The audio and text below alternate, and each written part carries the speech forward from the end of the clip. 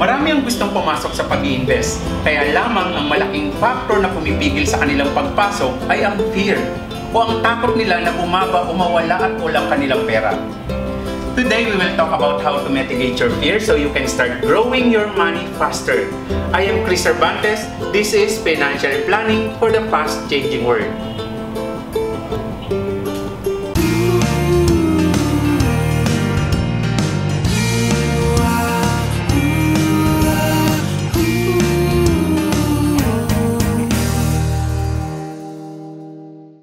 Bakit ba tayo natatakot? Sa anumang bagay, di lamang sa pag-i-invest, ang madalas na kadahilanan kung bakit tayo natatakot ay ang kakulangan natin sa kaalaman sa isang bagay. Awareness will help us a lot to have confidence to whatever endeavor we are about to take. Kung meron tayong basic knowledge man lang sa mga gagawin natin, hindi man mawala ng tuluyan, for sure, bababa ang takot mo sa iyong gagawin. Katulad sa pagiging seaman, isang malaking takot namin ay kung paano kung lumubog o masunog ang barko. Lalo na't kung kami ay nasa gitna ng malawak na karagatan, paano kami makakasurvive? Try to imagine this. Paano kung ikaw ay nakatira sa ibabaw ng isang LPG tank? Doon ka nagluluto o nagsasaing, then pag nasira ito, minsan kailangan mong mag-welding mismo doon sa tangke. Na-imagine nyo ba kung gaano ito kadelikado? Well, may mga seafarers na ganyan ang buhay nila araw-araw, lalo na yung mga nakasakay sa tanker ship. Diyan sila nagluluto ng kanilang kakainin at kung may problema ang barko, minsan kailangan nilang mag-welding doon mismo sa barko. Pero bakit hindi naman palagi nadidisgrasya ang mga marinong ito? Simple lang, kasi pinag-aralan muna nila kung paano nila pabababain ang risk ng kanilang pinagtatrabahuan. Kaya naman, merong tinatawag na emergency drills, na kung saan ang mga seafarers ay nagsasanay sa kung ano ang kanilang gagawin kung sakaling dumating ang isang emergency, maging sunog man o paglubog ng barko. At kung sunog ang gusto mong iwasan, simple lang ang konseptong dapat mong maintindihan, ang fire triangle. Nang ibig sabihin, para magkaroon ng apoy, kailangan mo ng tatlong elemento: oxygen, heat, and fuel. Example, ang fuel ay ang papel na hawak kong ito. Heat naman ay ang ilaw na hawak kong ito. And of course, oxygen ang hangin na aking nilalanghap.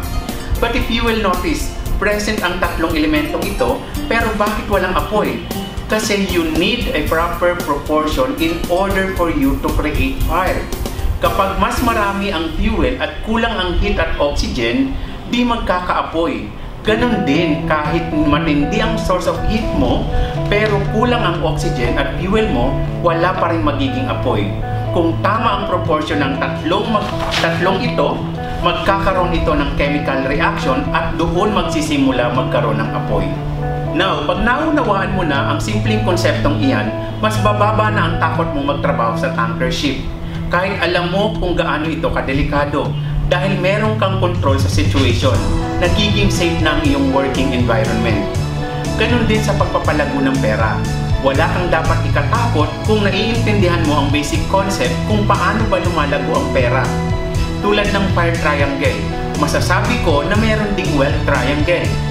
Para lumago ang pera, kailangan mo ng tatlong basic elements: the amount of money, interest rate, and time.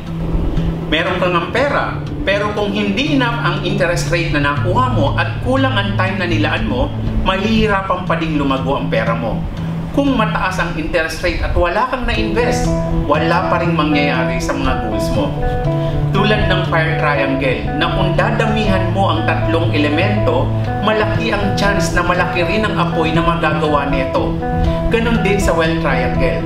The higher the amount of money, the higher the interest rate, the longer the amount of time is equal to the higher chances for you to gain wealth. Tandaan natin, palagi ka magiging alipin ng takot ng anumang mga bagay na di mo naiintindihan. Kaya ang solusyon ay ang patuloy na pag-aaral upang patuloy din lumago di lamang ang ating pera, kundi tayo din bilang isang individual. Until next time, this is Chris Cervantes. Plan for your dream, plan for your future, and plan for your life. And if you need help in planning your future, our mission is to help you realize it.